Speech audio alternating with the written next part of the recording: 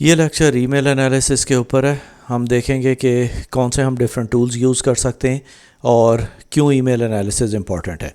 اب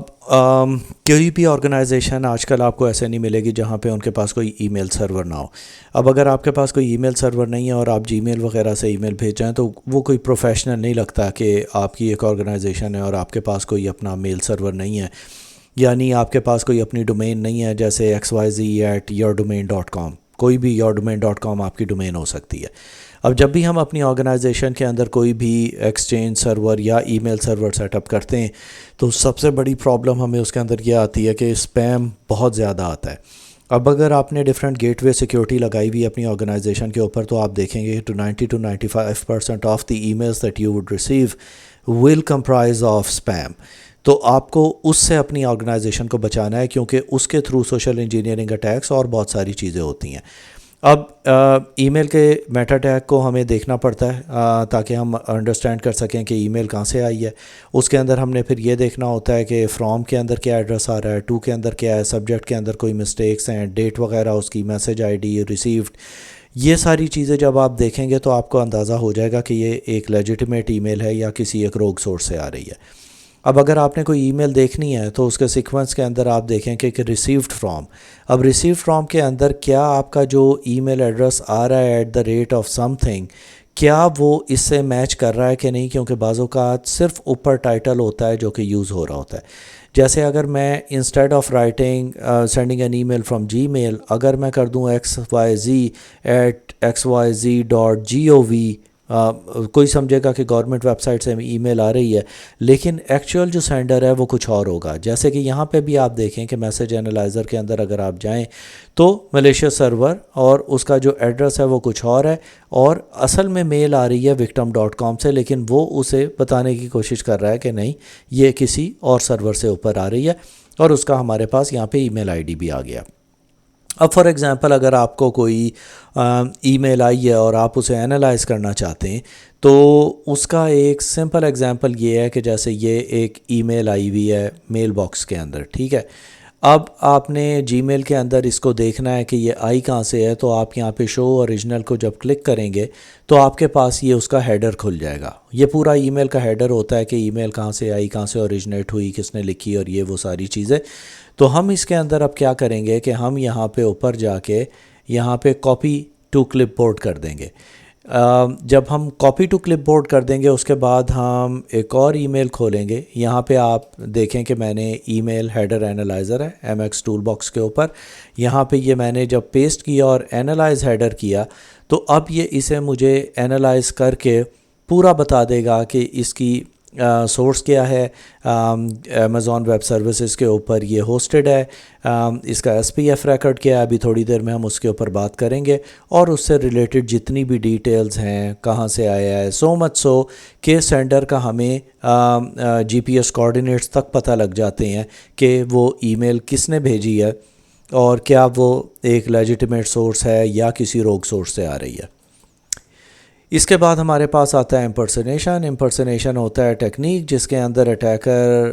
e mails بھیجتا ہے اور یہ دکھانے کی کوشش کرتا ہے کہ یہ کسی ٹرسٹڈ انڈیویجول کی طرف سے آ رہی ہے.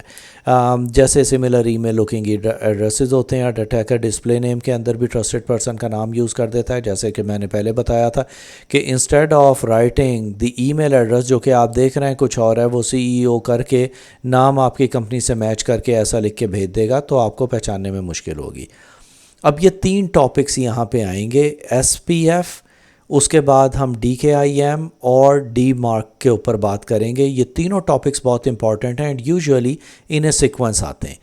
اب SPF کیا ہے؟ N E mile authentication method designed to detect forging sender address during the email delivery. اب آپ نے اس چیز کو میک شور کرنا ہوتا ہے کہ آپ نے ایک SPF فائل، جسے ہم ایک ٹیکسٹ فائل بھی کہتے ہیں، ایک سمپل ٹیکسٹ فائل ہوتی ہے جو کہ صرف اس کے اندر یہ بتاتا ہے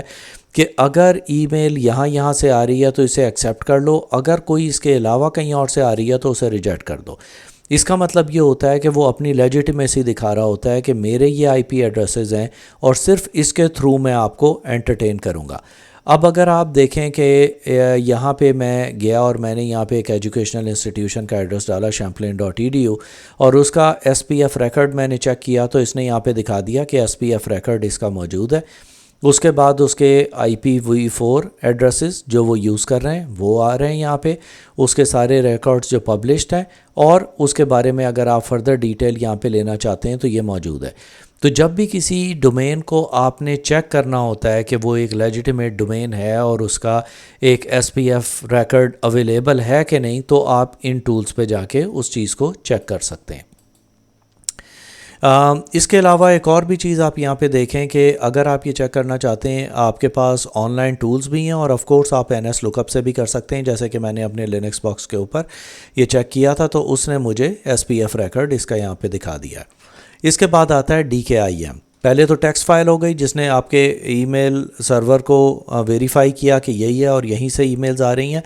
جب DKIM کی بات آئے جو کہ ڈومین کی آئیڈینٹیفائڈ ای میل ہے، تو یہ آپ کے ڈیجیٹل سگنیچرز یعنی اوتھینٹسٹی آف دی ای میل کو دیکھتے ہیں۔ اب اس کے اندر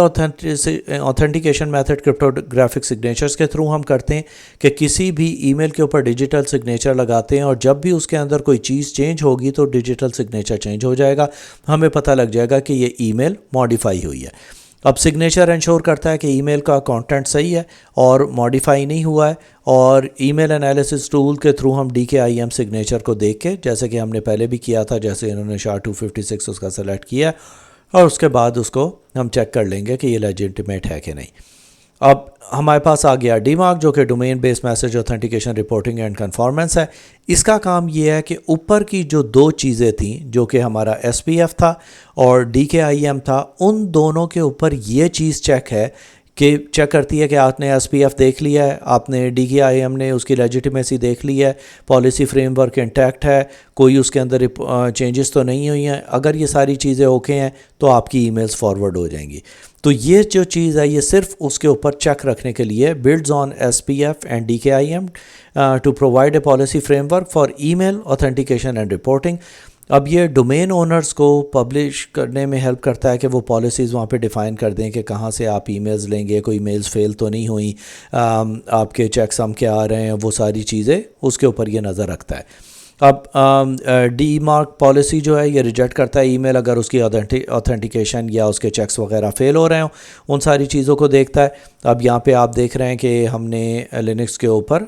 ڈیفائن کیا ہوا ہے اس کا کہ ای میل ایڈریسز اور یہ سارے اس کا DMARC چیک ہو رہا ہے۔ اب ایمبیڈڈ لنکس بہت ہی سمپل ہے۔ کئی دفعہ ہم نے سوشل انجینئرنگ اٹیکس میں بھی بات کی ہے کہ ہائپر لنک آتے ہیں آپ کے پاس ای میل کے اندر اور وہاں پہ اوپر کچھ لکھا ہوتا ہے، لیکن جب آپ اس کے اوپر ہوور کریں گے، ماؤس جیسے یوں کر کے اوپر لے کے جائیں گے ایک لنک کے، تو آپ کو نیچے کوئی اور لنک نظر آئے گا جو کہ اوریجنل لنک نہیں ہے۔ تو یہ یوزلی فشنگ سائٹس کے اوپر آپ کو لے کے جاتا ہے جہاں سے آپ کے